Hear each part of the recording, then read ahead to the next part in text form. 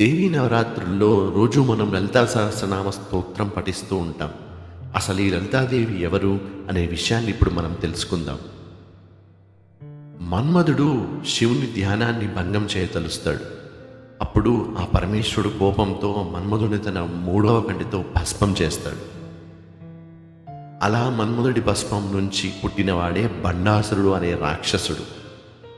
వాడు శివుడి గురించి ఘోర తపస్సు చేసి ఎన్నో వరాలు పొంది లోకాలన్నీ అతలాకుతలం చేస్తాడు. వేదాలన్నీ నాశనం చేస్తాడు. దేవతల్ని భయభ్రాంతుల్ని గురి చేస్తాడు. దాంతో అందరూ ఆ ఆదిపరాశక్తి అయిన పరమేశ్వరి దగ్గరికి వెళ్ళి వేడుకుంటారు.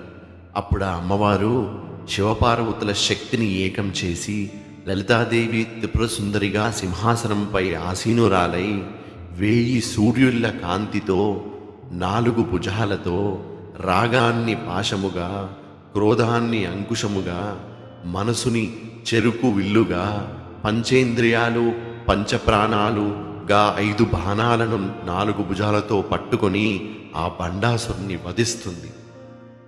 ఆ లలితాదేవి రూపాన్ని మరియు బండాసురుని వధని దేవతలందరూ స్మరిస్తూ చేసే స్తోత్రమే ఈ లలితా సహస్రనామ స్తోత్రం. ఓం శ్రీ లలితాదేవ్యై నమో నమః.